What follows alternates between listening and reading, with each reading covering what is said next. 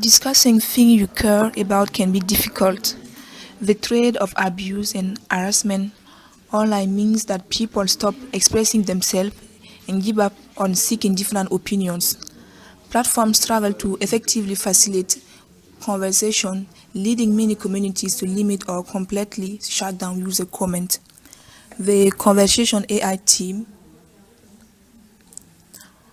a research initiative funded by Geekshow and Google, are working on tools to help improve online conversation. One area of focus is the study of negative online behavior like toxic comments, for example, comments that are rude, disrespectful, or otherwise likely to make someone leave the discussion. So far, they have built a range of public available model survey through the Perspective API, including toxicity, but the current model still make errors. They don't allow users to select which type of toxicity they are interested in finding. For example, some platforms may be found with profanity, but not with other type of toxic comment. In this competition, our challenge is to build a multi-headed model that is able to detect different types of toxicity like trade, obscenity, insult, and identity-based hate better than the Perspective current model. We'll be using a dataset of comments from Wikipedia talk page edit. Improvement to the current model will hopefully help online discussion become more productive and respectful. We are provided with a large number of Wikipedia comments which have been labeled by human readers for toxic behavior. The types of toxicity are toxic, severe toxic, obscene, threat, insult, and identity hate. And we have three files, the training data, the test data, and the sample summation. The training data contains comments with their binary labels, and the test data, you must predict the toxicity probability for these comments. And to deter hand labeling, the test set contains some comments which are not included in scoring. And for the sample summation, it's in the correct format. So we can take a look at of our training data, and there are several columns. And the first column is the ID, and the second is the comment text, and there are labels for to label the comments, and we can take a look at one example. Let's look at this comment. This is like a normal talk, so we can see that there is no label for this comment. So, but let's look at the next comment, and this comment is like a dirty talk, so it has toxic and severe toxic and obscene and insult labels. So for all this data, we can have their labels to describe this kind of comment, and then we can take a look at the data description. And for toxic, we have this number of comments that's labeled as toxic, and severe toxic is this number, and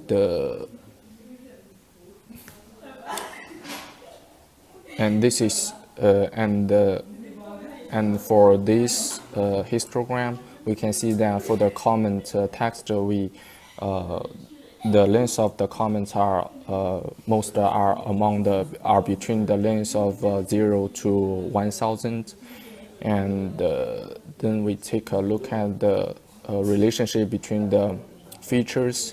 We can see that these labels, the obscene and the insults, are the most correlated labels, and the threat and the obscene are the least correlated.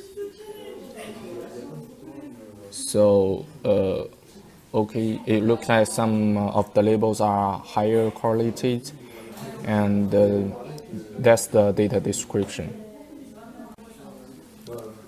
We are trying to solve this classification problem using neural networks, because neural networks is one of the most hot topics in research. right now, and neural networks deep learning itself has the state-of-the-art result of a lot of machine learning tasks as image classification, speech recognition, handwritten text recognition, text synthesis, and so on. So the first step we're gonna do is to transform the labels, the words into embeddings. So we'll take at most 100,000 words and the most common ones, and we'll get embeddings from Google Glove. So this embeddings was trained from Wikipedia text, and they have for each word a vector representation with 300 numbers. So and there are relation between these vectors, so that the words that are have a similar meaning are clustered together. And if for example you have man and woman and queen and king, there is this kind of separation, and you can get this kind of relation between these words using vector embeddings. This kind of embeddings will be as the input for recurrent neural networks that is told to be very good at solving problems that has sequence, as in our case we have sequence of words in our commands. So we will transform the words into embeddings, and will put it as input for a recurrent neural network. So these X's are our word embeddings, so vectors of 300 numbers, and these are the recurrent network cell that will process the input and the state from the last from the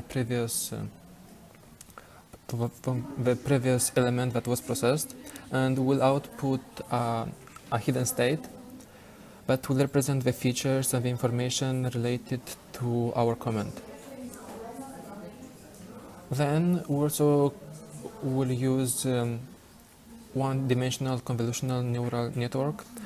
Convolutional neural networks was very efficient for image classification and have the state-of-the-art result. But in our case, we'll use it one-dimensional because you have a sequence of embeddings. So we have a kernel, and with this kernel we will go through all the sequence of words, and by multiplying a kernel with a part of our input, we'll get a number, and we'll slide the kernel over all input, and we'll get some vector as output, and this vector will have some features and useful information that will help us classifying the commands.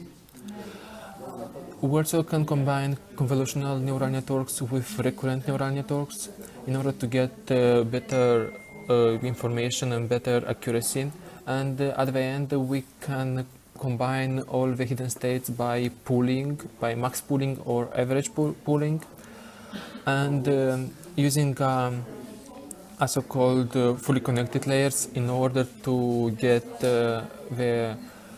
for each of our classification a number from 0 to 1. 1 will be we have this class, and 0 will have it, we don't have this class. So also we can use on top of neural networks some machine learning algorithms as support vector machine in order to get this kind of classification.